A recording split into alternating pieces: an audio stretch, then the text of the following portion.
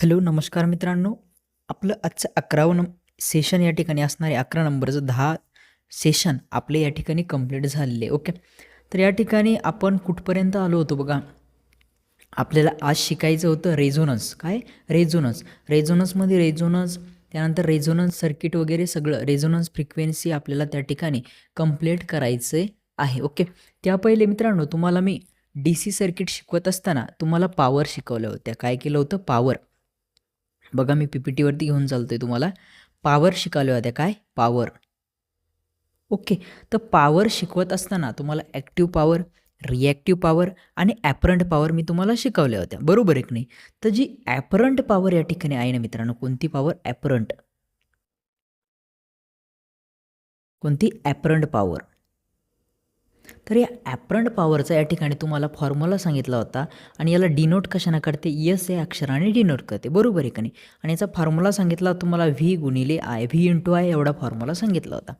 आता यालाच आपल्याला काही प्रॉब्लेम्स या ठिकाणी AC सर्किटमध्ये याच्यावरती येतात. बरोबर आहे की नाही? तर याचा फॉर्म्युला आता व्ही इंटू आय.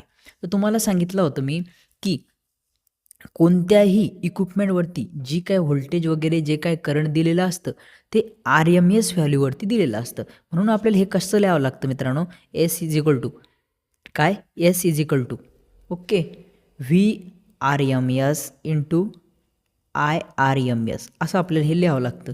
आणि याचा या ठिकाणी तुम्हाला मी पोलर हा शब्द काल बोललो होतो. पोलर ओके बोललो होतो का नव्हतं? त्यानुसार आपल्याला काय करावं लागतं? याचा फॉर्म्युला बनावा लागतो. मग इथे अशा पद्धतीने एक ट्रँगल असतो बघा. काय असतो? ट्रँगल असतो आणि त्या ट्रँगलनुसार आपण ते फॉर्म्युले काढले होते. मी तुम्हाला पायथागोरस प्रमेय वगैरे सांगितला होता. आत्ता तो या ठिकाणी काल मी तुम्हाला परिपूर्ण सांगितलं होतं. बरोबर आहे की नाही? आत्ता परत तो मी सांगणार नाही आहे. ओके. आणि तुम्हाला हेही बोललो होतो, जी ॲपरंट पॉवर म्हणजे टोटल पॉवर असते ती ॲक्टिव्ह आणि रिॲक्टिव्ह पॉवर मिळून बनत असते. ओके. तर आपल्याला प्रॉब्लेम सोडवत असताना यस या ठिकाणी असतो. यस म्हणजे आपली काय आहे? Apparent power, total power. बरोबर या ठिकाणी येतं करणी म्हणजे करणीमध्ये मराठीत सांगायचं असलं तर करणीमध्ये येतं पीचा वर्ग अधिक क्यूचा वर्ग. आणि या फॉर्म्युल्यावरून आपल्याला या ठिकाणी पेपरला क्वेश्चन त्या ठिकाणी विचारल्या जातात. ओके. तर हे पाठीमागचं एवढं सांगायचं राहिलं होतं ते तुम्हाला सांगून दिलं आहे. आणि आता इथून पुढं आपण रेझोनन्स शिकणार आहे. ओके. मग रेझोनन्स म्हणजे काय? रेझोनन्स कंडिशन कधी येते, काय येते, त्या सगळ्या गोष्टी आपण चांगल्या पद्धतीने शिकणार आहोत. ओके. तर इथून आपल्या आजच्या लेक्चरला परिपूर्ण या ठिकाणी सुरुवात होते. मित्रांनो रेझोनन्स कधी येतं बघा. एक्सेल तुम्हाला काल शिकवलं होतं मी. काय? काल इंडक्टिव्ह रिॲक्टन्स शिकवला होता आणि XC म्हणजे असतो कॅपॅसिटिव्ह रिॲक्टन्स. बरोबर आहे की नाही? इथपर्यंत मी तुम्हाला सांगितलं होतं. आणि याच्यावरून इम्पिडन्सचा फॉर्म्युला आपला आला होता, तो पण मी तुम्हाला सांगितला होता. ओके. तर रेझोनन्स कंडिशन कधी असते, कधी येते ते तुम्हाला मी या ठिकाणी सांगतो. बघा एक्सेल म्हणजे तुमचा इंडक्टिव्ह रिॲक्टन्स आणि XC म्हणजे तुमचा कॅपॅसिटिव्ह रिॲक्टन्स. या दोघांच्या किमती ज्या वेळेला सारख्या येतात ना मित्रांनो, तेव्हा त्या कंडिशनला आपण म्हणतो रेझोनन्स कंडिशन. काय? Resonance condition. ओके. आता ह्या दोघं कोणते? हे दोघं जेव्हा सारखे येतात तेव्हा ते काय तफावत या ठिकाणी करून जातात ते आपल्याला बघायचं आहे. तर आता या ठिकाणी इम्पिडन्सचा फॉर्म्युला मी लिहितो. इम्पिडन्स म्हणजे काय? झेड बरोबर आर प्लस इमॅजिनरी नंबर या ठिकाणी मी लिहितो आणि इथे लिहितो XL मायनस XC. ओके. हा तुमचा फॉर्म्युला झाला. आता मला सांगा हे दोघं जर सारखे असेल म्हणजे इथे पण 10 असेल मायनस इथे जर 10 असेल हे दोन्ही कट होणार ना? बरोबर आहे की नाही? म्हणजेच काय? हे सगळं कट होऊन जाणार. ओके. मग हा इमॅजिनरी नंबरसुद्धा हे सगळं कट झालं. मग कट झाल्यानंतर इथं काय राहिलं या फॉर्म्युल्यामध्ये? हे फक्त हे दोन घटक जे काही दिसत आहे तुम्हाला ते राहिले. म्हणजे काय? झेड बरोबर आर. मग कधी लक्षात ठेवायचं? जेव्हा रेझोनन्स कंडिशन येते म्हणजेच XL is equal to XC हे बरोबर असतात तेव्हा तुमचा इम्पिडन्स आणि रेझिस्टन्स हे दोघं सारखे असतात. काय राजा हो? सारखे असतात. मग इथपर्यंत तुम्हाला कळालं? चांगल्या पद्धतीने कळालं. ओके. काहीही प्रॉब्लेम नाही आहे. ओके. तर आता काय? ही रेझोनन्स कंडिशन झाली, ही तुम्हाला कळाली. ओके. आता आपल्याला रेझोनन्स फ्रिक्वेन्सी शिकायची. म्हणजेच काय? रेझोनन्स फ्रिक्वेन्सीचा फॉर्म्युला त्या ठिकाणी काढायचा आहे. तो परिपूर्ण तुम्हाला लक्षात आला पाहिजे. आता रेझोनन्स फ्रिक्वेन्सी जर तुम्हाला शिकायचं असेल तर त्यामध्ये सुद्धा तीच कन्सेप्ट आहे. जेव्हा XL = XC असतो आणि ती रेझोनन्स कंडिशन असते त्यावेळेला जी काय फ्रिक्वेन्सी असते त्या ठिकाणी कोणती, त्यावेळेला जी काय फ्रिक्वेन्सी असते त्या फ्रिक्वेन्सीला आपण काय म्हणतो मित्रांनो, रेझोनन्स फ्रिक्वेन्सी. ठीक आहे, या कंडिशनला काय असतं, रेझोनन्स असते आणि त्या ठिकाणी त्या वेळेला जी काय फ्रिक्वेन्सी असते त्याला तुम्ही रेझोनन्स फ्रिक्वेन्सी असं म्हणता. ओके, तर आपण काय करू, या रेझोनन्स फ्रिक्वेन्सीचा फॉर्म्युला पेपरला आपल्याला विचारला जातो, बरोबर आहे की नाही. मग तो फॉर्म्युला काढून घेऊ, तो कशा पद्धतीने येतो. ओके, आता रेझोनन्स चालू आहे म्हटल्यावर इथे XL = XC आपलं राहिलंच पाहिजे. ओके, आता XL = XC, आता XLचा फॉर्म्युला काय मित्रांनो, 2πfL, बरोबर आहे की नाही. आणि XC म्हणजे कॅपॅसिटिव्ह रिॲक्टन्सचा काय फॉर्म्युला आहे, 1/2πfC. FC इथं यल नाही आहे, FC आहे. ओके, इथपर्यंत तुम्हाला कळतंय. आता मला सांगा, आपल्याला काढायची रेझोनन्स फ्रिक्वेन्सी म्हणजे ही फ्रिक्वेन्सी. मग आपण काय करू माहिती आहे का, ही फ्रिक्वेन्सी इथंच ठेवू आणि हा 2π आणि L हा इकडे जाऊ देऊ, बरोबर आहे का नाही. आणि हा F म्हणजे हा फ्रिक्वेन्सी ही इकडे येऊ देऊ. मग कसं होईल आपलं, या ठिकाणी बघा इथं 2π आहे, इथं 2π आहे, बरोबर आहे की नाही. मग हा 2π आपल्याला काय करायचा आहे, बघा चांगल्या पद्धतीने लक्षात द्या. या 2πला काय करायचं आहे, हा 2π आपल्याला आणून असा जोडायचा आहे इथं. ओके, मग आपण जोडूया. मग काय होईल बघा, 1/1 2π आणि 2π, 2πचा होईल वर्ग. काय होईल, 2πचा होईल वर्ग. आता हा C इथं आहे, या Cला काय करू, हा L आणून इथं जोडून टाकू. मग इथं काय होईल, L आणि C या ठिकाणी अशा पद्धतीने येणार आहे. इथपर्यंत कळालं. आणि या ठिकाणी बरोबरच्या इकडे राहील तुमची फ्रिक्वेन्सी. काय राहील तुमची फ्रिक्वेन्सी. आणि F आणि F दोनदा आले आणि त्यांचा गुणाकार केला म्हणजे ते काय होणार आहे राजा हो, वर्गात येणार आहे. आणि त्याला या ठिकाणी आपल्याला टाकायचं आहे अंडररूटमध्ये. ओके, मग आपल्याला हा अंडररूट जर कट करायचा असेल तर इथला हा 2 कट करावा लागेल. ओके, हा 2 कट करावा लागेल, तेव्हा तो अंडररूट आपला जाणार आहे, बरोबर आहे की नाही. पण आता या ठिकाणी कसं करायचं आहे आपल्याला ते सांगतोय तुम्हाला. आता हा Fचा या ठिकाणी वर्ग आपल्याला इथे कट करायचा. काय करायचं आहे, वर्ग कट करायचा आहे. ठीक आहे, आपण वर्ग त्याचा कट करून टाकू. मग समोर काय बनते ते आपण या ठिकाणी बघूया वर्ग कट केल्यानंतर. या ठिकाणी बघा हा 1 आहे वरचा, तो आपल्याला घ्यायचा करणीमध्ये. कसं ते सगळं सांगतो या. त्यानंतर जो काही खालचा 2π आणि त्याचा वर्ग आहे, तो वर्ग कट होणार आहे. वर्ग कट होणार म्हणजे काय, इथला जो वर्ग आहे ना तो कट केला आपण आणि याचा सुद्धा वर्ग या ठिकाणी कट झाला. गुणिले इथे रूटमध्ये येणार आहे, कारण आपण वरचा एक रूट जो होता ना हा कट केला ना, म्हणून या सगळ्या बाकीच्यांना आपण काय करतोय, रूटमध्ये टाकतोय. आणि इथल्या 2ने काय केलं, आपला इथला जो 2 होता हा कट झाला, याने इथल्या ह्या 2ला कट केलं, बरोबर आहे की नाही. आता काय करायचं आहे आपल्याला बघा, आता तुम्हाला परफेक्टली या ठिकाणी लक्ष देणं आहे. आता काय होतं बघा, या ठिकाणी ह्या वरचा जो अंडररूटमध्ये 1 आहे ना, अंडररूटमध्ये तो त्या ठिकाणी निघून जातो आणि आपला फॉर्म्युला बनतो हा तुमचा F. हा तुमचा F बरोबर 1 खाली 2π हा असा राहणार आहे. आणि या ठिकाणी हा LC जो राहणार आहे तो राहणार आहे अंडररूटमध्ये. ओके, अंडररूटमध्ये. अशा पद्धतीनं रेझोनन्स फ्रिक्वेन्सीचा फॉर्म्युला या ठिकाणी बनत असतो. काय, रेझोनन्स फ्रिक्वेन्सीचा फॉर्म्युला बनत असतो. आणि हा जसाच्या तसा पेपरला विचारल्या जातो. याच्यावरती न्यूमॅरिकल वगैरे येण्याचे काही चान्सेस नसतात. पण हा फॉर्म्युला डायरेक्ट तुम्हाला विचारला जातो की रेझोनन्स फ्रिक्वेन्सीचा फॉर्म्युला खालीलपैकी कोणता आहे. ओके, मग तुम्हाला हा चांगल्या पद्धतीने लक्षात ठेवायचा आहे मित्रांनो. काय लक्षात ठेवायचं आहे, रेझोनन्स फ्रिक्वेन्सी. काय, रेझोनन्स फ्रिक्वेन्सी. तर या ठिकाणी रेझोनन्स फ्रिक्वेन्सी आहे त्याच्यामुळे इथं आपण R लिहितो. ओके, रेझोनन्स फ्रिक्वेन्सी बरोबर 1/2π√LC असं आपण याला वाचतो. रेझोनन्स फ्रिक्वेन्सी बरोबर 1/2π√LC, रूट नाही √LC. ओके, तर आता मला सांगा, तुम्हाला या फॉर्म्युल्यावरून एक गोष्ट कळत असेल की आपली जी रेझोनन्स फ्रिक्वेन्सी आहे ती कशावरती डिपेंड आहे. तर या ठिकाणी तुम्हाला 2 घटक दिसत आहे. एक आहे इंडक्टन्स आणि एक आहे कॅपॅसिटन्स, बरोबर आहे की नाही. मग तुमची जी काय रेझोनन्स फ्रिक्वेन्सी आहे हे कशामध्ये आहे, छेदस्थानी आहे, बरोबर आहे की नाही. मग त्या ठिकाणी तुमची जी रेझोनन्स फ्रिक्वेन्सी आहे ती इन्व्हर्सली प्रोपोर्शनल असते इंडक्टन्सला, आणि तुमची रेझोनन्स फ्रिक्वेन्सी आहे ती इन्व्हर्सली प्रोपोर्शनल असते कॅपॅसिटन्सला. हे तुम्हाला पेपरला आलेलं आहे. Resonance frequency is inversely proportional of the inductance and capacitance. Okay. मग एक घटक वाढला तर एक कमी होतो, एक घटक जर कमी झाला तर एक घटक वाढतो. अशा पद्धतीने एक कमी होतो तर दुसरा वाढतो, किंवा एक वाढतो तर दुसरा कमी होतो. अशा पद्धतीने तुम्हाला रेझोनन्स कंडिशन आणि रेझोनन्स फ्रिक्वेन्सी इथे चांगल्या पद्धतीने कळाली असेल. ओके.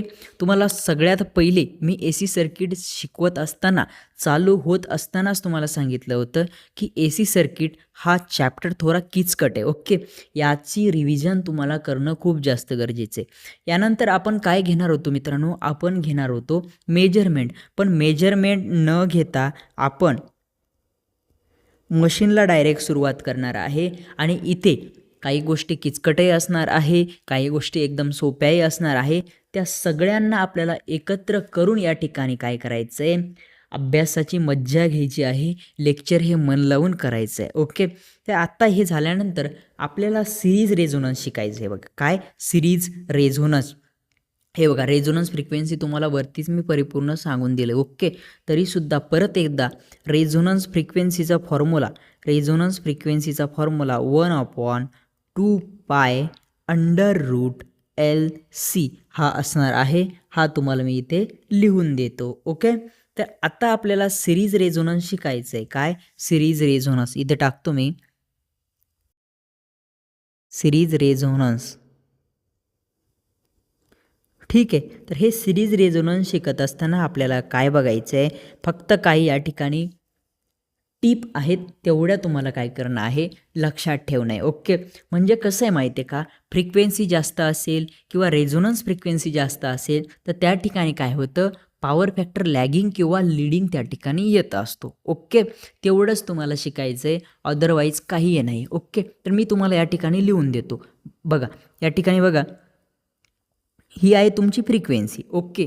आणि ही आहे तुमची रेझोनन्स फ्रिक्वेन्सी. मग इथे लक्षात कसं ठेवायचं बघा, जेव्हा रेझोनन्स फ्रिक्वेन्सी लहान असते मित्रांनो, तेव्हा या ठिकाणी असतो लॅगिंग पॉवर फॅक्टर. काय lagging power factor, lagging power factor. पाठीमागच्या लेक्चरमध्ये तुम्हाला मी सांगितलं होतं, जर हे मोठं तोंड इंडक्टिव्ह रिॲक्टन्सकडे असेल तर ते लॅगिंग पॉवर फॅक्टर असतो, आणि तेच जर या ठिकाणी कॅपॅसिटिव्ह रिॲक्टन्सकडे असेल तर तो लीडिंग पॉवर फॅक्टर असतो. मग या ठिकाणी तुम्हाला कळालं की रेझोनन्स फ्रिक्वेन्सीकडे जर छोटं तोंड असेल, छोटं म्हणजे लॅगिंग, कसं लक्षात ठेवायचं बघा, लॅगिंग हे पाठीमागं असतं, लीडिंग हे समोर असतं. लॅगिंग पाठीमागं असतं, लीडिंग समोर असतं. मग लॅगिंग पाठीमागे म्हणजे लॅगिंग छोटं बघायचं, आपल्याला ट्रिकनुसार लक्षात ठेवायसाठी. लॅगिंग हे पाठीमागं म्हणजे लॅगिंग छोटं. मग छोटं तोंड रेझोनन्स फ्रिक्वेन्सीकडे आहे, लक्षात ठेवण्यासाठी सांगतो. छोटं तोंड रेझोनन्स फ्रिक्वेन्सीकडे आहे म्हणून लॅगिंग पॉवर फॅक्टर, आणि लॅगिंग पॉवर फॅक्टर आहे म्हणून या ठिकाणी छोटं तोंड इथे बघा, मोठं तोंड काय आहे, लॅगिंग पॉवर फॅक्टर आहे म्हणून या ठिकाणी मोठं तोंड हे इंडक्टिव्ह रिॲक्टन्सकडे असणार आहे. मी पाठीमागच्या सेशनमध्ये बोललो होतो, मोठं तोंड ज्याच्याकडं तो तुमचा पॉवर फॅक्टर, बरोबर आहे की नाही. आता दुसरी कंडिशन काय आहे बघा, मोठं तोंड जर रेझोनन्स फ्रिक्वेन्सीकडे असेल, काय रेझोनन्स फ्रिक्वेन्सीकडे असेल तर लीडिंग पॉवर फॅक्टर. आणि लीडिंग पॉवर फॅक्टर कधी येतो मित्रांनो, जेव्हा मोठं तोंड हे कॅपॅसिटिव्ह रिॲक्टन्सकडे असेल तेव्हा येतो, बरोबर आहे की नाही. इथपर्यंत ह्या कंडिशन तुम्हाला कळाल्या. आता एक कंडिशन अशी आहे की फ्रिक्वेन्सी आणि तुमची रेझोनन्स फ्रिक्वेन्सी ही जर सारखी असेल, काय फ्रिक्वेन्सी आणि रेझोनन्स फ्रिक्वेन्सी जर सारखी असेल तर काय होतं मित्रांनो, इथे तुमचा पॉवर फॅक्टर येतोय बघा युनिटी. काय युनिटी पॉवर फॅक्टर येतो, युनिटी. बघा मग आता परत एकदा समजून सांगतो, जर छोटं तोंड हे रेझोनन्स फ्रिक्वेन्सीकडे असलं तर या ठिकाणी पॉवर फॅक्टर आला तुमचा लॅगिंग. मग लॅगिंग पॉवर फॅक्टर कधी येतो, जेव्हा मोठं तोंड हे इंडक्टिव्ह रिॲक्टन्सकडे असतं, बरोबर आहे की नाही. आता मोठं तोंड आलं तुमचं रेझोनन्स फ्रिक्वेन्सीकडे, मग रेझोनन्स फ्रिक्वेन्सीकडे मोठं तोंड आलं तर पॉवर फॅक्टर असतो लीडिंग, आणि लीडिंग पॉवर फॅक्टर जेव्हा असतो तेव्हा काय असतं, हे मोठं तोंड असतं कॅपॅसिटिव्ह रिॲक्टन्सकडे. ओके, आता हे 2 कंडिशन झाल्या. तिसरी कंडिशन काय होती, तुमची फ्रिक्वेन्सी आणि रेझोनन्स फ्रिक्वेन्सी सारख्या असतात, आणि जेव्हा त्या सारख्या असतात तेव्हा तुमचा पॉवर फॅक्टर येतो बघा युनिटी. काय येतो पॉवर फॅक्टर, युनिटी आला. आणि या कंडिशनला, रेझोनन्स फ्रिक्वेन्सीच्या कंडिशनला तुम्हाला मी बोललो होतो की झेड बरोबर आर असतो, आणि या कसा आला होता, काय हा कसा आला होता ते सुद्धा मी तुम्हाला सांगितलं होतं. ओके, आपण काय शिकतोय राजा आता, सिरीज रेझोनन्स. तर कधी लक्षात ठेवा, सिरीज रेझोनन्समध्ये काय, सिरीज रेझोनन्समध्ये या ठिकाणी लिहून देतो बघा, याला थोडं खाली घेतो आणि वरती तुम्हाला टीप लिहून देतो. ओके, इथे वरती लिहून देतो या ठिकाणी बघा. सिरीज रेझोनन्समध्ये कधी जो विरोध असतो, विरोध असतो, तो सर्वात कमी असतो. काय, सर्वात कमी, म्हणजेच अडथळा जो असतो, अडथळा म्हणजे काय, तुमचा झेड बरोबर जो आर असतो तो एकदम कमी असतो. मग मला सांगा, तुमचा इम्पिडन्स, रेझिस्टन्स हे जर कमी असेल एकदम, तर तुमचा करंट कसा असणार आहे हो,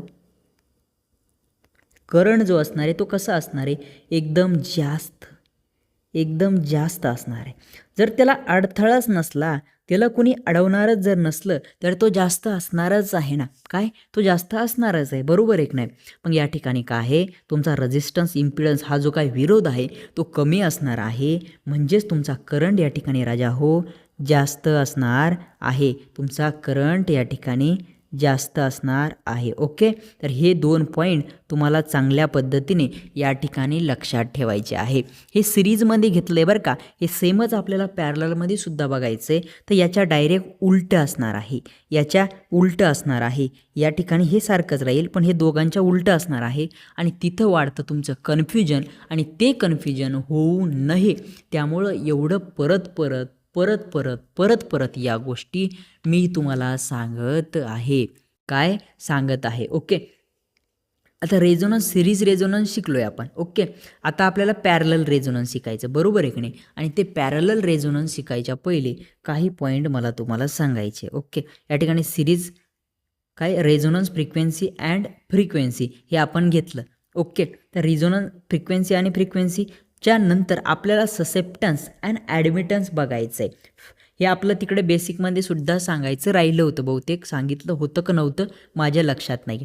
सगळ्यात पहिले आपण बघूया ससेप्टन्स मित्रांनो. ओके, ससेप्टन्स हा कशाने दर्शवतात हे आपल्याला सगळ्यात पहिले या ठिकाणी आलं पाहिजे. ससेप्टन्स हा दर्शवतो आपण बी या लेटरने. ओके, ससेप्टन्स हा रेसिप्रोकल असतो तुमच्या रिॲक्टन्सचा. कसं लक्षात ठेवायचं, काय लक्षात ठेवायचं सगळं सांगतो, त्याची तुम्हाला कोणत्याही पद्धतीची काळजी करण्याची गरज नाही आहे. ओके, आता मित्रांनो इथे मी रिॲक्टन्स लिहितो. ठीक आहे, रिॲक्टन्स कशाने दर्शवतो आपण, यक्सने, बरोबर आहे. रिॲक्टन्स यक्स या अक्षराने दर्शवतो, आणि त्याचं युनिट काय आहे, ओहम. तर या ओहमच्या उलटं आपल्याला काय करायचं आहे बघा. ओके, याच्या उलटं करायचं आहे. आपला हा बी या अक्षराने आपण काय दर्शवलं, ससेप्टन्स, आणि याचं युनिट काय असतं, मो.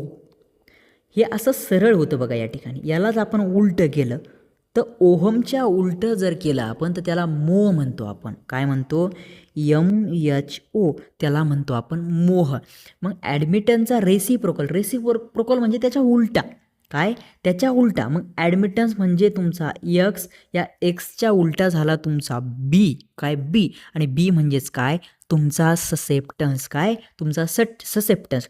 ससेप्टन्सला आपण दर्शवलं बी या अक्षराने, आणि त्याचं युनिट मी तुम्हाला सांगितलं मोह हे असतं. ओके, आता त्याचा रेसिप्रोकल म्हणजे काय, म्हणजे त्याचा इन्व्हर्स म्हणजे काय, इथे मी बी लिहिला, आणि बीच्या या ठिकाणी रेसिप्रोकलमध्ये एक्स लिहिला. म्हणजे काय होतं मित्रांनो, बी जर वाढत असेल तर एक्स कमी होतो, किंवा बी जर कमी होत असेल तर यक्स वाढतो. ही कंडिशन या ठिकाणी असते. त्यालाच आपण काय म्हणतो, रेसिप्रोकल असं म्हणतो. आता लक्षात कसं ठेवायचं मी तुम्हाला सांगतो. हा रिॲक्टन्सचा पहिला अक्षर, रिॲक्टन्स या अक्षराचं पहिलं अक्षर काय आहे, आर आहे. आणि ससेप्टन्सचं पहिलं अक्षर काय आहे, यस आहे. आर यस म्हणजे आपण याला इंग्लिश म्हणजे रुपये दर्शवण्यासाठी दाखवतो. मग या रुपये दर्शवण्यासाठी दाखवणाऱ्या आर एसला या ठिकाणी तुम्हाला लक्षात ठेवायचे.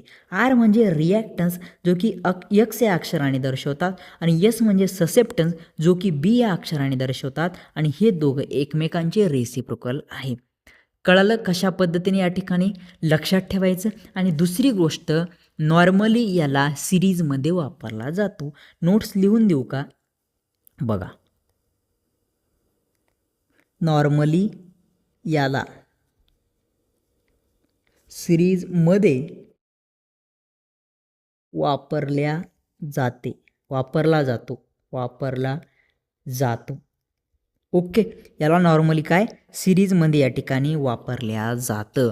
इथपर्यंत तुम्हाला चांगल्या पद्धतीने राजा हो कळालं असेल. हा आता काय झाला, काय शिकलो आपण, ससेप्टन्स. ससेप्टन्स काय आहे, तुमच्या रिॲक्टन्सचा रेसिप्रोकल आहे. याला सगळ्याला कट करून टाकू मी आता, कट करून टाकू. तुम्ही काय करायचं आहे, स्क्रीनशॉट काढून घ्यायचा आहे, नाहीतर लेक्चर पाठीमागे घेऊन याला काय करायचं आहे, नोट डाऊन करायचं आहे. ओके, याच्या नोट्ससुद्धा देणार आहे, काही काळजी करण्याची गरज नाही आहे. आता तुम्हाला शिकायचं आहे ॲडमिटन्स. काय शिकायचं आहे राजा हो, ॲडमिटन्स. तर ॲडमिटन्स हा कशाने दर्शवला जातो ते तुम्हाला मी सगळ्यात पहिले सांगतो. वाय या लेटरने ॲडमिटन्स आपण त्या ठिकाणी दर्शवतो, बरोबर आहे की नाही. आणि तुमचा जो ॲडमिटन्स आहे ना, तो रेसिप्रोकल आहे तुमच्या इम्पिडन्सचा. इम्पिडन्स मी डोकं फोडू तुम्हाला चांगल्या पद्धतीने शिकवला. ओके, आता मला सांगा, या इम्पिडन्सचा म्हणजे इम्पिडन्सचं जे युनिट आहे ते पण काय आहे, ओमच आहे. ससेप्टन्सचं युनिट मी तुम्हाला सांगितलं ओमच आहे आणि तुमच्या इम्पिडन्सचं युनिटसुद्धा ओहमच आहे. काय आहे, ओहमच आहे. मग या ठिकाणी आता रेसिप्रोकल म्हणजे काय ते तुम्हाला सांगितलं. एक जर कमी होत असेल तर दुसरा वाढत असतो. यालाच आपण काय म्हणतो, रेसिप्रोकल. म्हणजे या ठिकाणी जर वाय वाढत असेल तर तुमचा झेड कमी होणार आहे, किंवा जर तुमचा वाय कमी होत असेल तर तुमचा झेड या ठिकाणी वाढणार आहे. बस या ठिकाणी मग तुम्हाला कळालं आता इम्पिडन्सचं युनिट काय आहे, ओहम आहे. मग याच्या उलट तुमच्या ॲडमिटन्सचं जे काही युनिट येणार आहे ते येणार आहे मोह, म्हणजे त्याच्या उलट. काय, त्याच्या उलट. इथपर्यंत कळालं. आता तुम्हाला सांगितलं होतं मी ससेप्टन्स हा नॉर्मली सिरीजमध्ये वापरला जातो. तसाच तुमचा जो ॲडमिटन्स होता मित्रांनो, काय तुमचा ॲडमिटन्स, काय ॲडमिटन्स हा बघा या ठिकाणी नॉर्मली काय, नॉर्मली पॅरललमध्ये वापरला जातो. कळालं मग इथपर्यंत. ससेप्टन्स आणि इम्पिडन्स हे दोन्हीही तुम्हाला चांगल्या पद्धतीने कळालेले आहे. ओके, आता हे झाल्यानंतर आपल्याला समोर काय बघायचं आहे, सिरीज रेझोनन्स तुम्हाला मी शिकवलं. आता आपल्याला या ठिकाणी पॅरलल रेझोनन्स, काय पॅरलल रेझोनन्स शिकायचं आहे. सिरीज रेझोनन्स झालं आहे आपलं, काय सिरीज रेझोनन्स त्या ठिकाणी आपण घेतलं. आता आपल्याला पॅरलल रेझोनन्स घ्यायचं आहे. तिथं मी तुम्हाला बोललो होतो, रेझोनन्स फ्रिक्वेन्सी कमी असेल तर लॅगिंग, रेझोनन्स फ्रिक्वेन्सी जर मोठी असेल तर लिडिंग जर असेल तर एक्सीकडे मोठं तोंड असतं, आणि लॅगिंग जर असेल तर या ठिकाणी एक्सेलकडे मोठं, लॅगिंग, हो बरोबर आहे, एक्सेलकडे मोठं तोंड असतं तेव्हा लॅगिंग, आणि एक्सीकडे मोठं तोंड असेल तेव्हा लिडिंग. आता हे सगळं इकडे राजा हो उलट आहे. एक्सेलकडे तोंड असलं की लॅगिंग हे सेमच असतं, हे चेंज होत नाही. बट आता ही तुमची आहे फ्रिक्वेन्सी काय आहे तुमची फ्रिक्वेन्सी. ओके, आणि ही आहे तुमची रेझोनन्स फ्रिक्वेन्सी. आता रेझोनन्स फ्रिक्वेन्सीकडे मोठं तोंड असलं की तिकडे लिडिंग राहत होतं, काय लिडिंग राहत होतं. आता इकडे रेझोनन्स फ्रिक्वेन्सीकडे तोंड असलं की लॅगिंग राहणार आहे, LAGGING, लॅगिंग पॉवर फॅक्टर राहणार आहे. आणि जर लॅगिंग पॉवर फॅक्टर असला की तुम्हाला बोललो होतो एक्सेलकडे या ठिकाणी मोठं तोंड असतं, काय एक्सेलकडे त्या ठिकाणी मोठं तोंड असतं. इथपर्यंत तुम्हाला चांगलं कळालं. हा झाला आपला मुद्दा पहिला. ओके, आता आपण घेऊया मुद्दा दुसरा आपला, दुसरी नोट्स आपली. ठीक आहे, आता मला सांगा या ठिकाणी तुमचं फ्रिक्वेन्सीकडे मोठं तोंड आहे. काय? फ्रिक्वेन्सीकडे मोठं तोंड आहे. आणि जर फ्रिक्वेन्सीकडे मोठं आणि रेझोनन्स फ्रिक्वेन्सीकडे छोटं तोंड असलं की हे असणार आहे लीडिंग पॉवर फॅक्टर. आणि लीडिंग पॉवर फॅक्टर कधी असतो? जेव्हा मोठं तोंड हे कॅपॅसिटिव्ह रिॲक्टन्सकडे असतं तेव्हा. ओके, ही झाली दुसरी नोट्स आपली. आणि तिसरी नोट जी की दोन्ही ठिकाणी सेम असते. काय? दोन्हीही ठिकाणी सेम असते.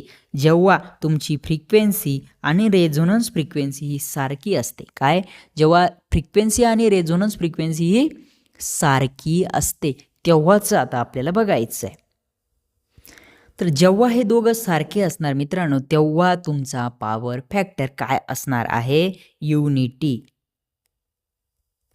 Okay okay. आणि आता इथे तुम्हाला एक पॉईंट मला लिहून द्यायचं आहे. हे पहिले मी काय करतो, एक थोडं छोटं करतो बघा. ओके, इथे तुम्हाला एक पॉईंट मला लिहून द्यायचं आहे. काय? मी तुम्हाला तिकडे सिरीज रेझोनन्समध्ये बोललो होतो की करंट खूप जास्त असतो, म्हणजे Z=R आहे, हा खूप कमी असतो. पण या ठिकाणी मित्रांनो हा विरोध जो आहे, हा विरोध जो आहे तो म्हणजे Z=R, हा जो विरोध आहे, हा जो विरोध आहे तो खूप जास्त असतो. काय? खूप जास्त असतो. आणि हा जास्त असतो त्यामुळे करंट हा खूपच कमी, करंट हा खूप कमी असतो. ओके, तर तुम्हाला ह्या दोन्ही गोष्टी काय करायचे? सिरीज रेझोनन्स आणि पॅरलल रेझोनन्सच्या एका ठिकाणी लिहायचे आहे. आणि तुम्ही ह्या गोष्टी एका ठिकाणी लिहिल्यानंतर तुम्हाला त्याला कम्पेअर करून अभ्यास करण्यासाठी आणि लक्षात ठेवण्यासाठी एकदम सोपं जाणार आहे. ओके, एकदम सोपं जाणार आहे. मला तरी वाटतं AC सर्किट या ठिकाणी आपलं संपलेलं आहे. आणि समोर आपल्याला बघायचं आहे 3 फेज सिस्टम. काय बघायचं आहे राजा? समोर आपल्याला 3 फेज सिस्टम. ओके, मी जसं सांगितलं तसं करा. सिरीज रेझोनन्स आणि पॅरलल रेझोनन्स तुम्हाला एका ठिकाणी लिहायचं आहे. ओके, आत्ता सगळ्यात पहिले आपल्याला इथं स्टार आणि डेल्टा कनेक्शन बघायचे. मी तुम्हाला सांगितलं आहे की स्टार टू डेल्टा आणि डेल्टा टू स्टार कशा पद्धतीने करायचं आहे, त्याचे फॉर्म्युले कशा पद्धतीने बनले होते ते सगळं बेसिकमध्ये आपलं झालेलं आहे. तरीसुद्धा आपण जेव्हा केव्हा एक ठिकाणी एक्स्ट्राचा टाईम भेटेल, एक्स्ट्राचे सेशन घेऊ, तेव्हा परत रिपीट सेशन त्या ठिकाणी घेणार आहे. आणि ते सगळे तुम्हाला आपल्या ॲप्लिकेशनवरती जी अर्जुना 2.0 बॅच आहे, ती अर्जुना 2.0 जी काय बॅच आहे त्यामध्ये तुम्हाला भेटून जाईल. आता सध्या आपलं यूट्यूबला मी जोपर्यंत होईल तोपर्यंत या ठिकाणी टाकण्याचा प्रयत्न करणार आहे. ओके, पण जसं मशीन वगैरे चालू होईल प्रॉपरली आपलं, ते तुम्हाला कुठे भेटणार आहे? आपल्या बॅचमध्ये. कशावरती? ॲप्लिकेशनवरती. आणि ॲप्लिकेशनवरती बॅचची किंमत 999 आहे. यामध्ये सुद्धा काही प्रमाणात जर अजून तुम्हाला कमी किंमत पाहिजे असेल तर मी त्या ठिकाणी ट्राय करेल. ओके, तर बघा या ठिकाणी स्टार कनेक्शन जे आहे आपलं आणि डेल्टा कनेक्शन जे आहे ते बघायचं, पण त्या पहिले आपल्याला बेसिक बघायचं आहे. मित्रांनो, आपली 3 फेज सिस्टमच का वापरली जाते? सिंगल फेज का वापरली जात नाही? 3 फेज का वापरली जाते? तर 3 फेज यासाठी वापरले जाते की आपल्याला जी पॉवर आहे मित्रांनो, काय जी काय पॉवर आहे ती पॉवर जास्त भेटते. काय? जास्त भेटते, पॉवर जास्त भेटते. त्यामुळे आपली काय केली जाते? 3 फेज सिस्टम वापरली जाते. त्यानंतर जी काही इफिशियन्सी आहे म्हणजे क्षमता ती वाढली जाते. क्षमता म्हणजे काय? तुमची इफिशियन्सी काय होते? वाढली जाते. रिलायबिलिटी वाढली जाते. हे शब्द तुम्हाला आले पाहिजे. काय? आले पाहिजे. रिलायबिलिटी वाढली जाते. ओके, हे पॉईंट या ठिकाणी असणार आहे. या ठिकाणी असणार आहे. कशासाठी? ही 3 फेज सिस्टमच का वापरली जाते. ओके, आता ही 3 फेज सिस्टम शिकताना आपल्याला 2 शब्दांचा सामना या ठिकाणी करायचा आहे. नंबर 1 आणि नंबर 2. आता नंबर 1 काय आहे? तुम्हाला त्या ठिकाणी लाईन हा शब्द ऐकायला भेटेल आणि फेज हा शब्द ऐकायला भेटेल. ओके, तर या डायग्राममध्ये लाईन म्हणजे काय आणि फेज म्हणजे काय हे तुम्हाला चांगल्या पद्धतीने इथे लक्षात येईल. तर लाईनचा व्होल्टेज दर्शवताना आपण VLने दर्शवतो आणि लाईनचा करंट दर्शवताना आपण IL या अक्षराने दर्शवतो. तेच या ठिकाणी फेजचा करंट दर्शवण्यासाठी व्होल्टेज घेऊ पहिले. फेजचा व्होल्टेज दर्शवण्यासाठी VPH काय VPH अशा पद्धतीने आपण दर्शवतो आणि तोच करंट दर्शवण्यासाठी IPH PH म्हणजे फेज आणि L म्हणजे लाईन अशा पद्धतीने आपण त्या ठिकाणी राजा हो दर्शवत असतो. आता लाईन म्हणजे काय, कशाला म्हणायचं लाईन आणि कशाला म्हणायचं फेज या डायग्रामनुसार मी तुम्हाला समजून सांगतो. बघा या ठिकाणी हे आपलं स्टार कनेक्शन आहे आणि स्टारमधून हा एक तुमचा न्यूट्रल पॉईंट बाहेर पडलेला आहे, बरोबर आहे का नाही. मग तुम्हाला हा इथून एक काय आला फेज आला आणि हा इथून काय आला राजा हो एक न्यूट्रल आला. आणि जेव्हा एक फेज आणि एक न्यूट्रल म्हणलं व्होल्टेज किंवा करंट मोजलं जातं तर त्याला आपण फेज व्होल्टेज किंवा फेज करंट म्हणतो, बरोबर आहे की नाही. आता समजा हा एक फेज आहे आणि हा एक न्यूट्रल आहे. काय आहे, हा एक न्यूट्रल आहे. तर ह्या दोघांना मिळून या ठिकाणी एक फेज म्हणजे सिंगल फेज तयार होतो. कळालं इथपर्यंत. आता तुम्हाला जर लाईन कळायची असेल तर ही दुसरी लाईन जी आहे आपली ती लाईन व्होल्टेज या ठिकाणी तुम्हाला दिसते. आता हा एक फेज आला आहे बघा आणि हा दुसरा फेज आला. या दोघांमध्ये या ठिकाणी झालं जे काही आहे, जे काही व्होल्टेज आहे, जे काही करंट आहे त्याला आपण या ठिकाणी म्हणणार आहे लाईन व्होल्टेज किंवा लाईन करंट किंवा लाईन करंट. ओके, मग तुम्हाला लाईन कशाला म्हणतात आणि हे फेज कशाला म्हणतात ते कळालं. फेज म्हणजे एक या ठिकाणी फेज आणि एक न्यूट्रल आणि लाईन म्हणजे काय, या ठिकाणी हा एक फेज आणि हा दुसरा फेज यांच्या दोघांमधला संबंध. ओके, इथपर्यंत तुम्हाला कळालं लाईन कशाला म्हणतात आणि फेज कशाला म्हणतात ते तुम्हाला चांगल्या पद्धतीने कळालं. ओके, आता या ठिकाणी आपल्याला दुसरी एक गोष्ट शिकायची आहे. त्यासाठी मी हे रब करून टाकतोय बघा, तुम्ही लिहून घ्या. स्क्रोल करायचा व्हिडिओ पाठीमागे आणि लिहून घ्यायचं, ठीक आहे. आता पुढची गोष्ट काय शिकायची आहे, आपल्याला शिकायचं आहे या ठिकाणी जे की आपले 3 फेज असतात.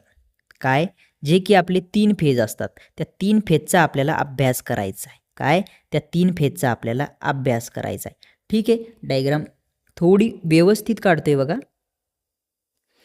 हे आपले 3 फेज झाले. याला काय करतो मी, याला R म्हणतो. याला काय करतो मी, याला म्हणतो Y. आणि याला काय करतो RY झाला, याला म्हणतो मी B. अशा पद्धतीने.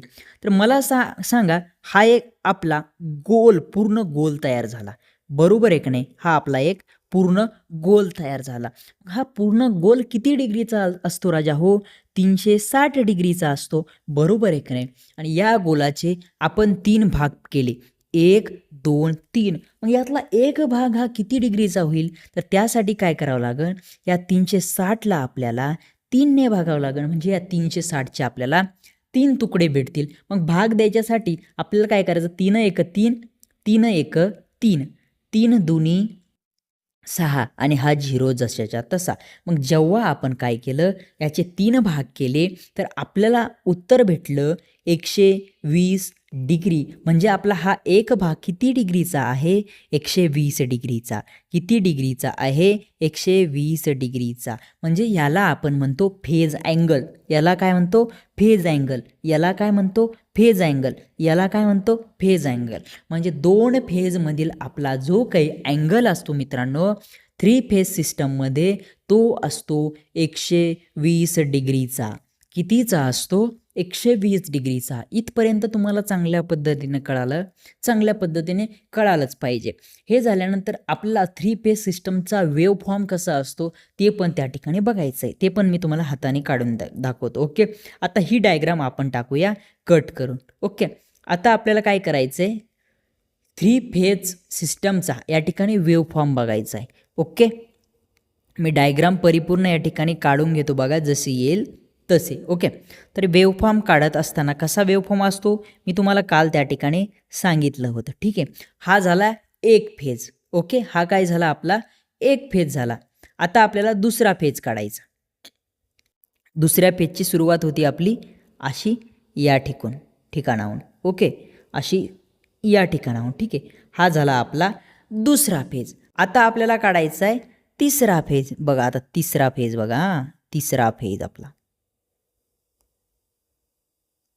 तिसरा फेज आपला अशा पद्धतीचा, तिसरा फेज आपला अशा पद्धतीने या ठिकाणी कंप्लीट होणार.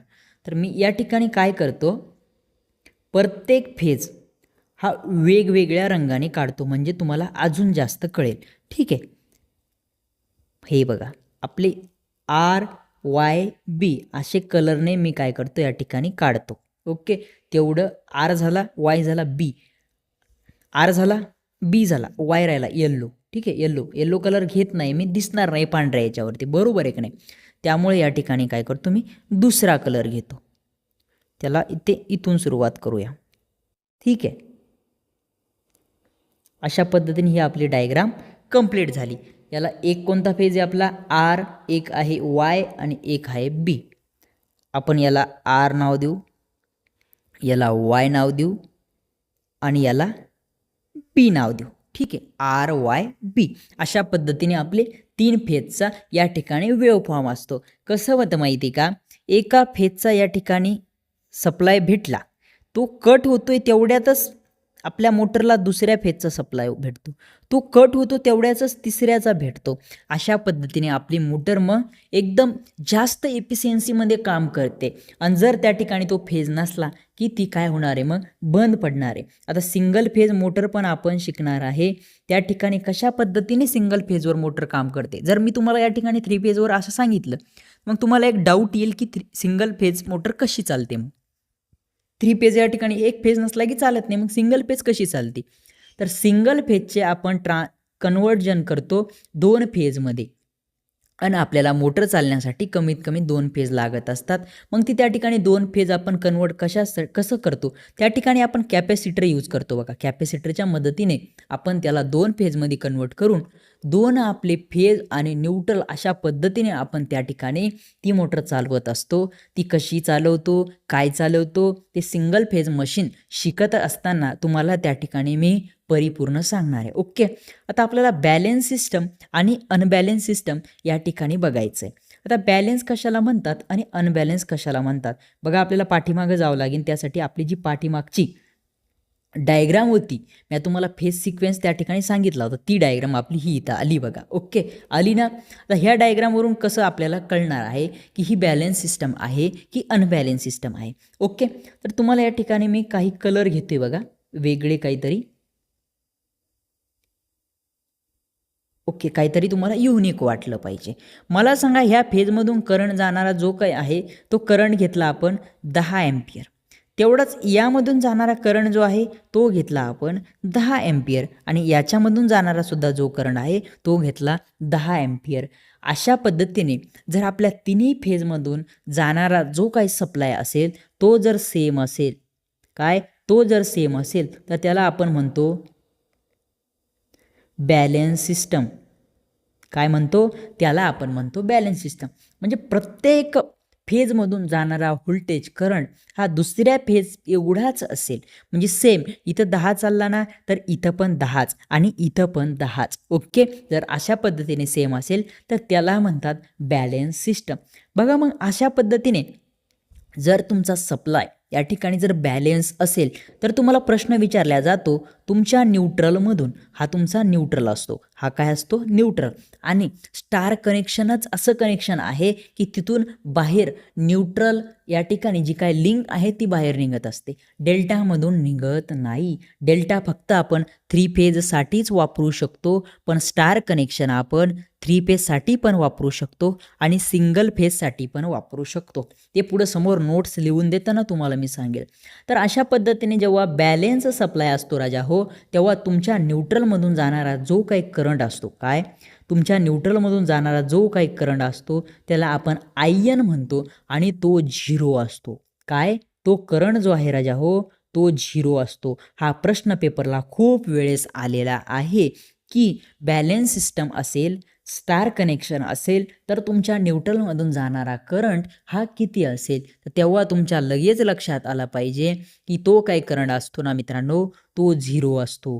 काय असतो, तो 0 असतो. ओके, मग याला तुम्ही तिन्ही फेज जर बॅलेन्स असेल तर आर फेजचा करंट आय, नंतर वाय फेजचा करंट आय आणि तुमच्या म्हणजे आय करंट आर फेजचा करंट, वाय फेजचा करंट आणि तुमच्या बी फेजचा करंट हे सगळे सेम या ठिकाणी असणार आहे. तेव्हाच तुमचं कनेक्शन बॅलेन्स असणार आहे आणि तेव्हाच त्या ठिकाणी न्यूट्रलमधून जाणारा करंट हा 0 असणार आहे. सहजासहजी या ठिकाणी सिस्टम बॅलेन्स राहत नाही. न्यूट्रलमध्ये नॉर्मली करंट राहतोच, नॉर्मली थोडाफार प्रमाणात तरी. ठीक आहे, आता कळालं तुम्हाला बॅलेन्स कशाला म्हणतात आणि अनबॅलेन्स कशाला म्हणतात. आता अनबॅलेन्स सिस्टम तरी पण मी तुम्हाला सांगून देतो. ओके, अनबॅलेन्स पण तुम्हाला सांगून देतो. बघा कशा पद्धतीने. आता हे सगळं पुसून टाकतोय कारण आपल्याला काय करायचं आहे, अनबॅलेन्स बघायचं आहे. अनबॅलेन्स, ओके ठीक आहे. Unbalance system, okay, unbalance system परिपूर्ण लिहितो, तुम्हाला चांगल्या पद्धतीने कळेल. बघा अनबॅलन्स सिस्टममध्ये काय असतं, मी तुम्हाला बोललो प्रत्येक फेजमधून जाणारा करंट व्होल्टेज सेम असेल तर ते बॅलन्स. आता प्रत्येक याच्यामधून जाणारा करंट इथे 10 आहे, इथे 15 आहे, इथे 14 आहे, बरोबर. प्रत्येक ठिकाणी जाणारा करंट हा वेगवेगळा आहे. जर प्रत्येक फेजमधून जाणारा करंट असो वा व्होल्टेज असो हे जर वेगवेगळे असेल तर त्यालाच तुम्ही म्हणता राजा हो अनबॅलन्स सिस्टम. काय म्हणता, अनबॅलन्स सिस्टम. आता जेव्हा अनबॅलन्स सिस्टम असते तेव्हा तुमच्या न्यूट्रलमधून जाणारा टोटल करंट जो असतो तो किती असतो, तर याला तुम्हाला मी सांगतो, तुमचा जो आयन असणार आहे तो अदर बाकीच्या फेजच्या 3 पट असणार आहे. म्हणजे 3 तुमचा IPS 3 पट, त्या बाकीच्या फेजच्या 3 पट. म्हणजे त्या काय करायचं आहे तुम्हाला, ह्याची सगळ्यांची बेरीज. मग आता मला सांगा आर फेजमधला करंट किती आहे, 10 आहे. वायमधला किती आहे, 15 आहे. आणि बी मधला किती आहे, 14 आहे. आता सगळ्यांचे टोटल बघा, यातला एक मी इथं देतो, 15 आणि 15 30, 30 आणि इथं राहिला 9, 30 आणि 9 39 ॲम्पियर. 39 ॲम्पियर एवढा करंट या तुमच्या न्यूट्रलमधून जाणार आहे. मग तुम्हाला कळालं अनबॅलन्स सिस्टममध्ये या ठिकाणी न्यूट्रलमधून करंट फ्लो होतो आणि किती होतो, सगळ्या फेजमध्ये जो काही करंट होतो त्यांची सगळ्यांची बेरीज करून जेवढं येईल तेवढा करंट तुमचा काय होतो, तुमच्या न्यूट्रल एकट्यामधून फ्लो होत असतो. त्यामुळे आपल्याला बॅलन्स सिस्टम काय, बॅलन्स सिस्टम ठेवणं गरजेचं आहे. ओके, इथपर्यंत तुम्हाला चांगल्या पद्धतीने कळालं असेल. आणि दुसरी गोष्ट, जो काही आपला फेज सिक्वेन्स असतो, काय एकच मिनटं सगळं कट करतो आणि मग तुम्हाला सांगतो, ठीक आहे. तो आपला जो काही फेज सिक्वेन्स असतो तो सुरुवात होती बघा इकडनं अशी आणि शेवट होतो असा इकडनं. मग सुरुवात झाली आरपासून, आर नंतर वाय आणि नंतर बी, अशा पद्धतीने आपला फेज सिक्वेन्स असतो. पेपरला प्रश्न विचारले जातात. हे बेसिक आहे मित्रांनो, बेसिकवरती तुम्हाला तुमचा पाया परफेक्ट करायचा आहे. काय, बेसिकवरती पाया परफेक्ट करायचा आहे. आता एवढं झालं सगळं, या सगळ्या गोष्टी झाल्या. आता ही डायग्राम वगैरे मी सगळं काय करतो, पुसून टाकतो. आता तुम्हाला मला शिकवायचं आहे स्टार कनेक्शन. स्टार कनेक्शनमध्ये काय शिकवायचं आहे, त्या ठिकाणी लाईन व्होल्टेज हा किती असतो, फेज व्होल्टेज हा किती असतो, लाईन करंट किती असतं आणि फेज करंट किती असतं. लक्षात ठेवा, ही तुमची काय आहे डायग्राम, स्टारची डायग्राम आहे. कशाची राजाओ डायग्राम आहे ही, स्टार कनेक्शनची डायग्राम आहे. स्टारला अशा 3 काड्या तुम्हाला दिसते, ठीक आहे. यातली काय करा तुम्ही, ही एक काडी लक्षात ठेवा आणि या काडीला काय करा, आय करा. या काडीलाच तुम्हाला आय बनवायचं आहे. आय म्हणजे काय झाला, करंट. आणि याच्यावरून तुम्हाला लक्षात ठेवायचं आहे की तुमचा लाईन करंट आणि तुमचा फेज करंट, काय, तुमचा फेज करंट हे दोघंही स्टार कनेक्शनमध्ये सारखे असतात. कशा पद्धतीने लक्षात ठेवायचे राजा हो, कशा पद्धतीने लक्षात ठेवायचे, त्या ठिकाणी कोणता एक फेज घ्यायचा आहे, अशा पद्धतीने त्याला ही एक काडी बनवायची आणि तिलाच आपल्याला आय बनवायचे. तर असं कुठं बनतंय, असं बनतंय बघा आपल्या स्टार कनेक्शनमध्ये. आणि त्या आयवरून लक्षात ठेवायचं आहे तिथला लाईन करंट आणि फेज करंट हे सारखे असतात. काय, लाईन करंट आणि फेज करंट हे सारखे असतात. इथपर्यंत कळालं, कळायलाच पाहिजे. ओके, कळालं. मग मी तुम्हाला ट्रिकनुसार सांगितलं. याच्यासाठी न्यूमेरिकल खूप मोठं आहे बघा. ITIच्या मुलांसाठी गरज नाही आहे, पॉलिटेक्निकच्या मुलांसाठी गरज नाही आहे. या ठिकाणी यावरती तुम्हाला ILची किंमत देतील किंवा IPHची किंमत देतील आणि त्याच्या दुसरा पॅरामीटर जो काय आहे अपोजिटचा तो तुम्हाला विचारला जाईल. जर IL दिला तर IPH विचारला जाईल, जर IPH दिला तर तुम्हाला IL विचारला जाईल. ठीक आहे. अशा पद्धतीने तुम्हाला यावरती प्रश्न येतात राजाओ. काय यावरती प्रश्न येतात. आता स्टार कनेक्शनमध्ये आपल्याला व्होल्टेज बघायचं आहे. तर व्होल्टेज काय असतं, लाईन व्होल्टेज. त्या पहिले या ठिकाणी सांगून देतो, लाईन करंट तुम्हाला मी पाठीमागे सांगितला की लाईन करंट काय, 2 फेजमधील करंट. आणि फेज करंट म्हणजे काय, एक फेज आणि न्यूट्रलमधील करंट. ओके, आणि एक फेज आणि एक न्यूट्रल जेव्हा जोडते तेव्हा तो सिंगल फेज तयार होतो. काय, तेव्हा तो सिंगल फेज तयार होतो, हेही तुम्हाला मी सांगितलेलं असेल. ओके, इथपर्यंत तुम्हाला कळालं, कळायलाच पाहिजे. काय, कळायलाच पाहिजे. आता दुसरी गोष्ट आहे, या ठिकाणी तुमचा जो लाईन व्होल्टेज असतो तो हा फेज व्होल्टेजच्या √3 पट असतो. काय, तुमच्या फेज व्होल्टेजच्या √3 पट, फेज व्होल्टेजच्या √3 पट असतो. हे याच्यावरती 100% प्रश्न आलेले आहेत. काय, 100% प्रश्न आलेले आहे आणि समोरसुद्धा 1,00,000% प्रश्न येणार आहे. त्यामुळं एवढं काळजीने तुम्हाला हे पॉईंट मी या ठिकाणी सांगतोय. प्रश्न आलाय कुठून हे आपल्याला माहीत असले की त्यावरती आपण जास्त भर देतोय बघा.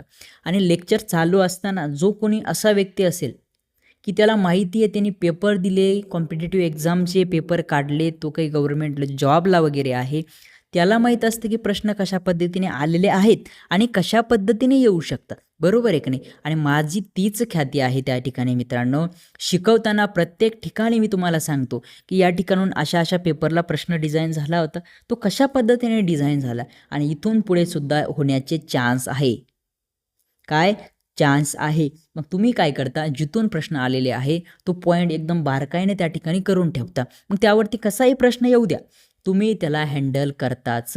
मग त्यामुळे तुम्हाला स्टार कनेक्शनचं मी सांगितलं या ठिकाणी परफेक्ट जो लाईन करंट असतो तो फेज करंटच्या एवढाच असतो आणि यावरती प्रश्न आलेले आहे. जो तुमचा लाईन व्होल्टेज असतो तो फेज व्होल्टेजच्या √3 पट असतो. यावरती सुद्धा प्रश्न आलेले आहे.